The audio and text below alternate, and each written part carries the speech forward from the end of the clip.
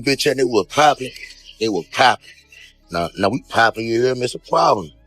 Say five, this 100 million out of shit going on. We ain't going back and forth with no nigga, no bitch. And I still got the same color. That five gifted, bro. I appreciate you. OTL, fuck is you talking about? Okay. Why you say it like that for? Come on, get your picture, man, before you get beat up. Oh, wait, my phone. Streams. I'm 4K Dre. Who? Rakai, what the fuck, man? You just said what? You could Ain't good for him, cuz. Ain't no. Back when they were winning, they were really winning. Now it's our turn and everybody sees it clear.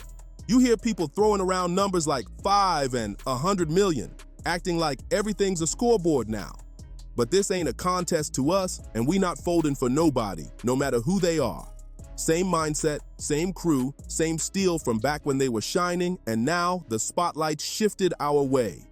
And yeah, that same energy never left. Nothing switched up, nothing watered down. What's good, gang? Your boy is back with another drop, and today we diving into some real street drama that's lighting the internet on fire.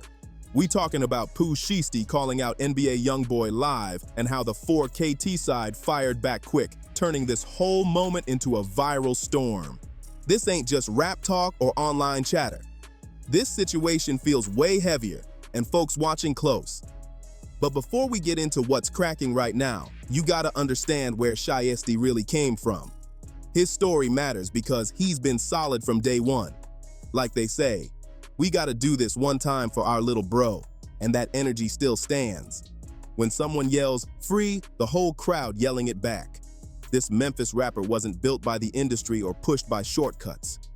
His real name is Lontrell Williams, born and raised in the Cane Creek Apartments in South Memphis. That's only about 15 minutes from where legends like Young Dolph and Yo Gotti came up, so the environment was always pressure. But Shiesty's background runs deeper. He followed the path he saw growing up. His father was a known figure in the city and even started a label called Mob Ties back in 2006. His pops had a reputation in the streets, and after being convicted for assisting in a serious local situation involving a DJ, he ended up under supervision from the system. Even with eyes on him, the hustle didn't stop. He still found ways to move and survive. Then one day, Memphis police came through heavy after months of watching closely. Cameras rolling, questions flying, people saying things like, "I appreciate you," and "what you talking about," with tension all over the room. When that place got searched, authorities claimed they found measuring cups near the stove, digital scales on the counter, controlled substances, a large amount of product, and over $10,000 in cash in his father's pocket. That's the type of environment Shiesty grew up seeing every day. No fairy tales, no fake background stories. Life was rough, and his people were constantly dealing with trouble. Young Shiesty was that fearless kid on the block, always active, always testing limits, getting into fights, and finding ways to stand out. That's exactly how he earned the nickname Shiesty, because he stayed sharp, always plotting, always a step ahead. By the time high school hit, his circle was already locked in. He linked up with his day one friend Big 30 from Whitehaven, along with Lil Hank, Ant, WPP, and others from the neighborhood. Different personalities, same hunger, same code. Together, they formed what the world now knows as Choppa Gang, and that name rang loud fast. Now let's talk about Big 30. This guy has been locked in with Shiesty since the very beginning. He was pulling millions of streams every month and actually landed a deal before Shiesty did. But what really makes him stand out is loyalty. He never switched sides or changed energy before the fame kicked in. Big 30 ran into legal trouble in Alabama on serious charges and later got sent back to Memphis for another case. He was already fighting pressure when he made bond. But instead of hiding, he came right back to the studio, dropping music with that same raw energy, like nothing could shake him. His first day out track went crazy. That song made it clear he keeps solid people close, the type who don't fold under pressure. But not everything around the crew stayed clean, because one wild case of mistaken identity flipped everything upside down. Another member from the circle ended up facing a serious murder charge, plus 2 attempted charges, and that brought heavy attention to everyone connected. But the real turning point for Shiesty came in 2021, right when his career was taking off fast. especially after backing Back in Blood with Lil Durk climbing the charts. Everything changed overnight. According to police reports and prosecutors, Shiesty got pulled into a major federal case that shook his whole momentum. Authorities say the situation stemmed from a chaotic parking lot shooting in Bay Harbor Islands, Florida. And what made it even crazier, it happened right across the street from the police department and city hall. That alone had people shocked because the location made it impossible to ignore. The case focused on claims that Shiesty was part of a setup involving someone in Miami who was trying to sell high-end sneakers and other items.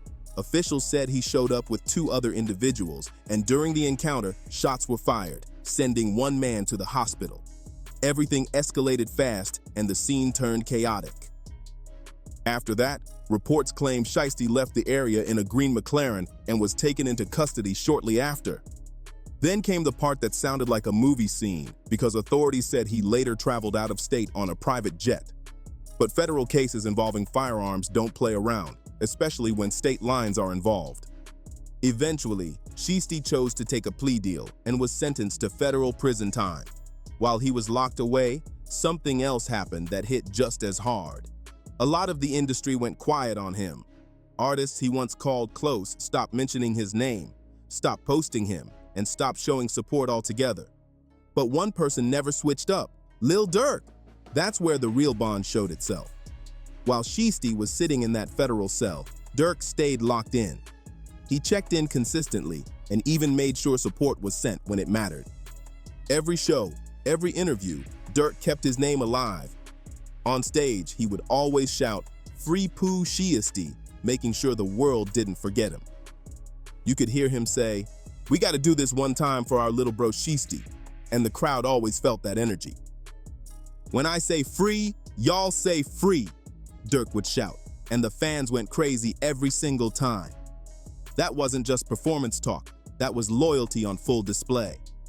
For people who don't understand the street side, here's how it usually goes. When someone is facing serious federal charges, most artists step back. They don't want extra attention because everything gets watched closely. Showing too much support can bring unwanted pressure and risk. But Durk didn't care about any of that. He stood 10 toes down for Shiesty. He kept fans engaged, kept his name ringing, and reminded people what Shiesty brought to the game. That kind of loyalty is rare in an industry where people disappear the moment you're no longer useful. So when Shiesty finally came home, it wasn't just about gratitude, it was about lifelong respect. He was officially locked in with OTF and everything Durk stands for. That's real brotherhood, real respect. Now let's get into the moment that's got the internet buzzing right now. Shiesty was on Bandman Don's live stream, cooling out, taking pictures with fans, and keeping it light. Then things shifted fast.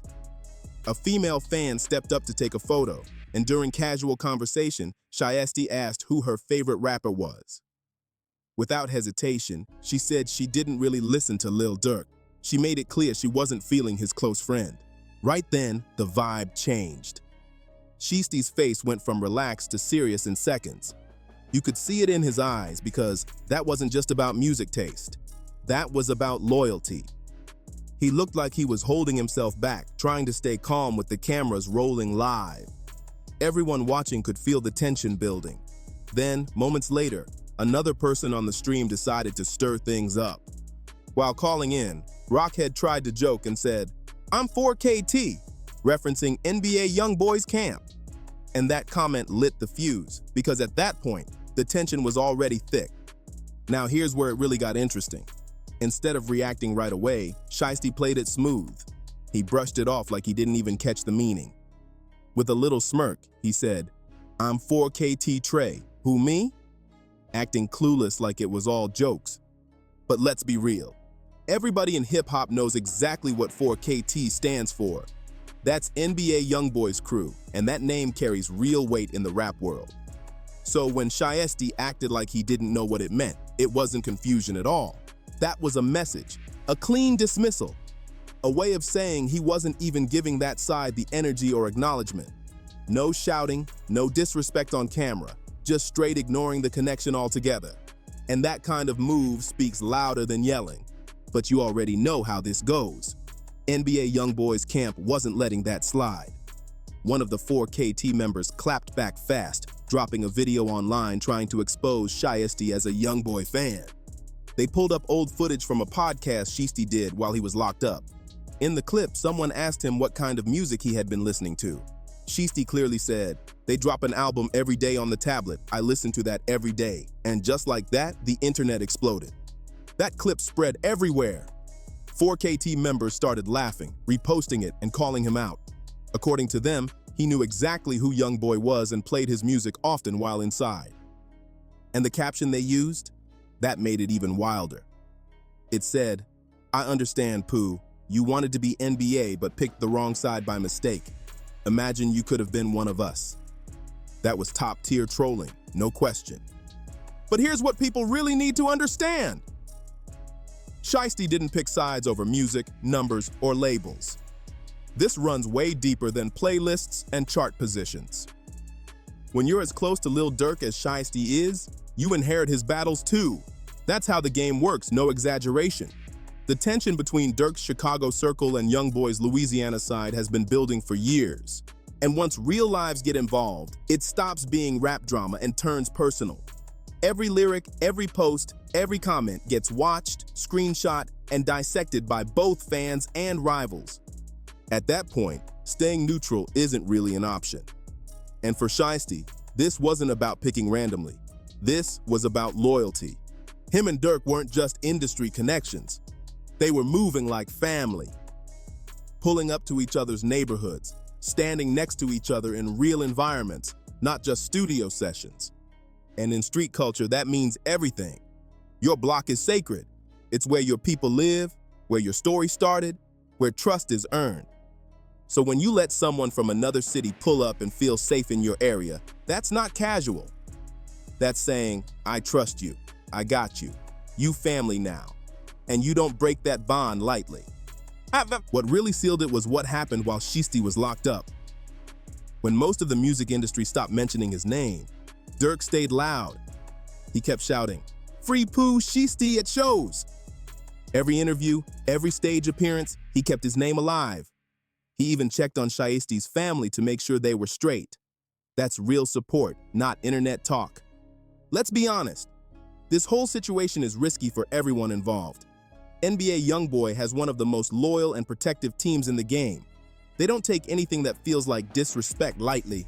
When you speak on Youngboy, you're not just dealing with one artist, you're dealing with a whole movement behind him. 4KT runs deep, especially across Louisiana, and they ride hard for their leader. And the fans? Youngboy supporters are some of the most vocal and passionate in hip-hop. If they sense even a hint of shade, they flood comment sections instantly. They defend their favorite artist like it's personal.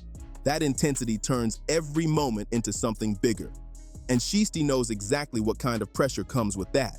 He understands choosing sides can impact his image and career. But instead of chasing safety or playing neutral, he chose loyalty. That's what makes this whole story so wild. The crazy part is, Shiesty and NBA Youngboy never really had direct issues with each other. But because of the long-running tension between Durk and Youngboy, Shiesty automatically landed on the opposite side. And once that line is drawn, there's no pretending it doesn't exist. That's how deep loyalty really runs. Sometimes standing behind one person means you automatically inherit every rivalry that comes with them. Even if you never had personal issues with the other side, it still lands on your shoulders. And what makes this even more layered is the Memphis connection. Shiesty comes from a whole different culture. Memphis moves by its own rules, its own code, and its own definition of loyalty. That mindset doesn't bend easy. This situation goes way beyond picking sides in rap drama.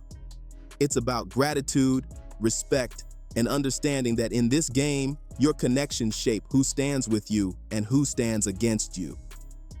When Durk stood by Shiesty during his darkest days, that bond became deeper than any song or feature.